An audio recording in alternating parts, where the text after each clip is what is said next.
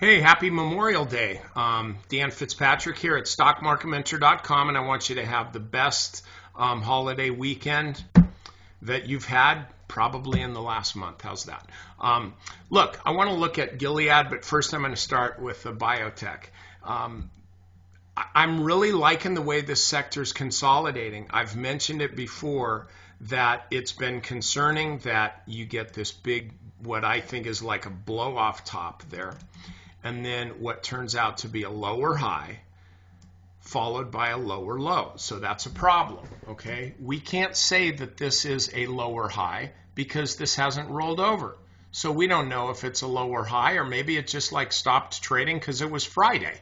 And then ultimately the index moves higher. So at least we know that the index hasn't cracked. And biotech is really like the antithesis of the stock market. It's not the right term, but what I mean is it's not really that strongly correlated, or it doesn't have to be, because, you know, economics, schmeconomics, but then I repeat myself, biotech doesn't trade according to economic cycles because it's just immune to that, pardon the pun, as far as immunities. So look, this is strong, so I want to look at Gilead.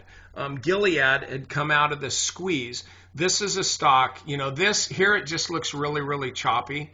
But when you zoom out, like I have done here, it just, everything just kind of gets a little clearer. We've got this drift down here, that kind of pinch. And since this time, we've been getting higher lows and higher highs. Now, reason I thought this was important is because typical volatility squeeze, at least the way I do them, is a 1, 2, 3 phase thing. Like, let's say, this isn't quite correct because the actual squeeze was back here, but I'm looking at this. Let's say here's the squeeze. Phase 1 is the breakout. Phase 2 is the pullback to test the breakout, see whether there's really buyers there. And then phase 3 is the follow through, where the stock ultimately hits a new high. Well, that's what we're getting now on Gilead. Okay, we're getting this stock that's hitting a new high relative to this last one. 115, I think, is just right around the corner.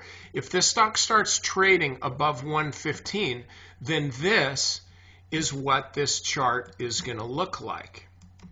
You're going to see one big, long consolidation here. Suddenly, this stock is not going to look overextended. Instead, it's going to look like it just came out of this big, long consolidation phase. Bam. Now we're starting the next leg higher. The stock had been right around the 50 and the 200-day moving average. That's the configuration that we want. That's exactly the configuration that we want. We can even really simplify it here. Let's do this. I'm going to have to pause. Here, I just took the price away. Look at this thing of beauty here. And by the way, I do this actually more often than I'll admit. If I want to really see what's going on, I just get rid of the price. It's like the one thing that everybody looks at. I need to get rid of it in order to see what's really going on.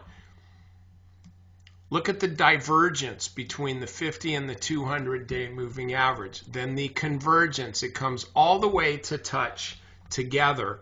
And then now, if you look at the Bollinger Bands, you'll see that they're drifting higher along with the 20-day moving average. So you really don't even hardly need to look at the price in order to see what's happening. This is one big, now by the way, isn't this kind of cool? This is one big long period of consolidation, volatility squeeze. Now we're coming out to the upside. Have you ever seen anything so beautiful? Other than, of course, your wife or your children. Now, how about this one? This is the opposite. What is this? The transports. Members, I'm talking about this in the weekend update. First video, market overview. This is known as a bad thing because the 50-day moving average is starting to drift down. You don't even have to look at the price to see that. By the way, you look at this stuff and you can pretty much tell by the way the 20-day moving average is zigging around and it's continually staying below the 50-day moving average.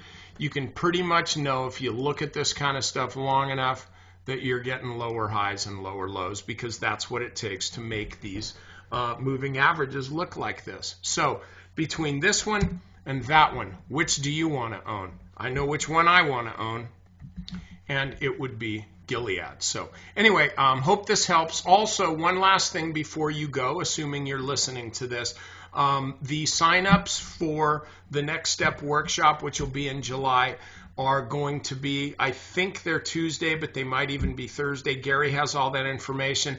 Look, if you're interested in going, you need to get on the kind of pre-notification list, because it will matter. There's a lot of people already that are interested. When I say people, I mean we got a lot of email addresses inputted for early notification. So if you want to be one of those, you need to get on that list. I'm not including it in this video because it's not my deal. That's Gary's. So go back and check your email box if you're interested, or just wait for the next one and then maybe you can do it then. All right, members, over to the weekend update.